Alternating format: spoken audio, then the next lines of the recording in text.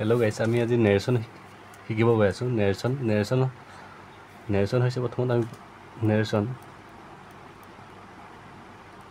আমি সকলোৱে জানো নেৰেশ্যন কেই প্ৰকাৰ। আমি সকলোৱে জানো যে নেৰেশ্যন দুই প্ৰকাৰ, ঠিক আছে। ডাইৰেক্ট নেৰেশ্যন আৰু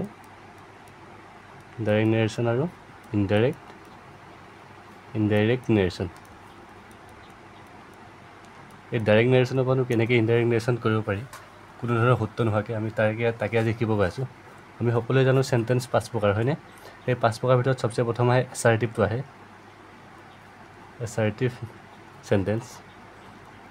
আজি আমি শিকিম এছাৰ্টিভ চেণ্টেন্সক কেনেকৈ নেৰেশ্যন কৰা হয়, ঠিক আছে। আমি প্ৰথম এটা কথাই বুজি পাব লাগিব যে আমি এটা এক্সাম্পল লৈ বুজাব বিচাৰি গৈছোঁ। মই হি ছেইজ আই এম ৱেল, ঠিক আছে। এইটো এটা হৈছে কি ডাইৰেক্ট নেৰেশ্যন, ঠিক আছে। এইটো ডাইৰেক্ট হয়। যেতিয়া ডাইৰেক্ট নেৰেশ্যনৰ প্ৰথম আমি ৰিপৰ্টিং ভাৰ্ব আৰু ৰিপৰ্টেড স্পীচটো চিনি পাব লাগিব। এই যে ছেইজটো আছে, হি ছেইজ আছে, এইটো ছেইজটোক কোৱা হয় ৰিপৰ্টিং ভাৰ্ব, অ'কে। আৰু এই গোটেইটো কোৱা হয় উদ্ধকমাৰ ভিতৰত সোমাই থকা গোটেইটো কোৱা হয় ৰিপৰ্টেড স্পীচ, অ'কে। আমি এই দুটা চিনি পাব লাগিব। এইটো কোৱা হয় ৰিপৰ্টিং ভাৰ্ব পিছত এটা কমা থাকে, আৰু ৰিপৰ্টেড স্পীচটো উদ্ধকমাৰ ভিতৰত সোমাই থাকে, ঠিক আছে।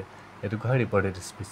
আমি অকল জাষ্ট চিম্পল এইটো এছাৰ্টিভ চেণ্টেন্সৰ নেৰেশ্যনকেইটা কৰোঁতে আমি চিম্পল এটা ফৰ্মুলা আছে, এইটো মনত ৰাখিলে হ'ল। আমি সদায় প্ৰথমতে চাব লাগে নেৰেশ্যন কৰোঁতে ৰিপৰ্টিং ভাৰ্বটো কি টেন্সত আছে, ঠিক আছে। ৰিপৰ্টিং ভাৰ্বটো কি টেন্সত আছে।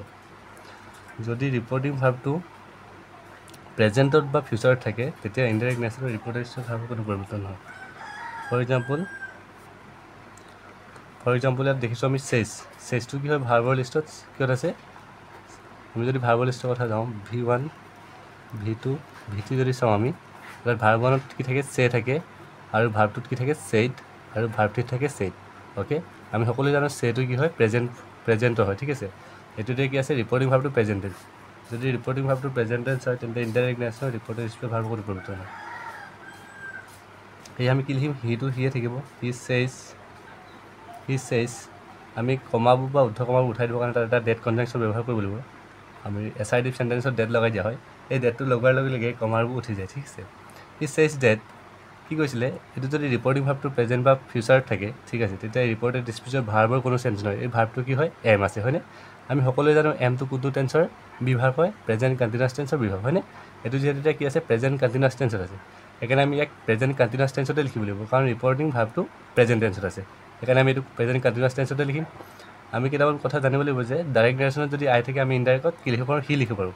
এই কিছুমান প্ৰণাম আমাক এনেকৈ তাইক মুখস্থ কৰিব পাৰি। কিন্তু যদি এইটো নাজানে আপোনালোকে এনেকৈ চালে হ'ল, যদি ৰিপৰ্টেড স্পীচৰ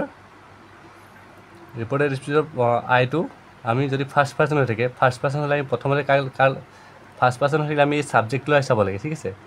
এই ছাবজেক্টটোক চাব লাগে। ফাৰ্ষ্ট পাৰ্চন হৈ থাকিলে আমি ডাইৰেক্ট ছাবজেক্টটো চাম। যদি ছাবজেক্টটো হি থাকে আমি থি দিম, ঠিক আছে। যদি ছাবজেক্টত চি থাকে আমি ইয়াত চি দিম, অ'কে। আমি আই হ'লে হি বা চি হ'ব, ল'ৰাৰ ক্ষেত্ৰত হি আৰু ছোৱালীৰ ক্ষেত্ৰত চি হয়। যদি আমি এইটো নাজানো, আমি জানো যে আইটো ফাৰ্ষ্ট পাৰ্চন হয়, সেইকাৰণে আমি ডাইৰেক্ট কি চাম, ফাৰ্ষ্ট পাৰ্চন হ'লে আমি ডাইৰেক্ট চেণ্টেন্সটো ছাবজেক্টলৈ যাম। ছাবজেক্টটো কি আছে, হি আছে, সেইকাৰণে আমি ইয়াত হি লিখিম, ঠিক আছে। ছোৱালী হোৱা দিনত চি থকা দিনত আমি চি লিখিলোঁ, ঠিক আছে। এতিয়া কি যিহেতু প্ৰেজেণ্ট কণ্টিনিউৱাছত আছে, প্ৰেজেণ্ট কণ্টিনিউৱাছত 3টা বিভাগ আছিলে এম ইজ ছাৰ। যিহেতু আমি কৈছে টেন্সৰ ভাৰ্বৰ কোনো পৰিৱৰ্তন নহয়, আমাৰ যে এম হ'ব এইটো এমেই হ'ব কোনো কথা নাই। যদি আমি ইজ দিওঁ ইয়াত, ইজটোতো কি হয় প্ৰেজেণ্ট কণ্টিনিউৱাছ টেন্সৰ বিভাগ হয় ন, ইজ দিলেও এই টেন্সৰ কোনো পৰিৱৰ্তন নহয়, ঠিক আছে। হি ইজ ৱেলটো এতিয়া ৱেল থাকিব, ঠিক আছে। এইটো আমাৰ হৈ গ'ল এছাৰ্টিভ চেণ্টেন্সৰ আমাৰ এইটো যদি ৰিপৰ্টিং ভাৰ্বটো প্ৰেজেণ্টত থাকে। ৰিপৰ্টিং ভাৰ্বটো প্ৰেজেণ্টত থাকিলে এনেকৈ নেৰেশ্যন কৰে। এইটো হৈ গ'ল, ঠিক আছে।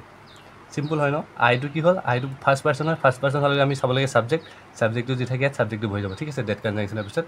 আৰু ইয়াত এইটো প্ৰেজেণ্ট কণ্টিনিউৱাছৰ হয় নে এমটো, সি লগত সদায় কি লাগে ইজ লাগে, সেইকাৰণে আমি ইজ লগাইছোঁ। তাৰ ৱেলটো ৱেল, কাৰণ কৈছে যে যদি ৰিপৰ্টিং ভাৰ্বটো প্ৰেজেণ্টত থাকে তেতিয়া ৰিপৰ্টেড স্পীচত কোনো চেঞ্জ নহয়। এতিয়া চাব হা, প্ৰেজেণ্টত থাকিলে চেঞ্জ নহয়, আৰু এটা ক'ত থাকিলে চেঞ্জ নহয়, ৰিপৰ্টিং ভাৰ্বটো যদি ফিউচাৰত থাকে, ফৰ এক্সাম্পল হি উইল ছে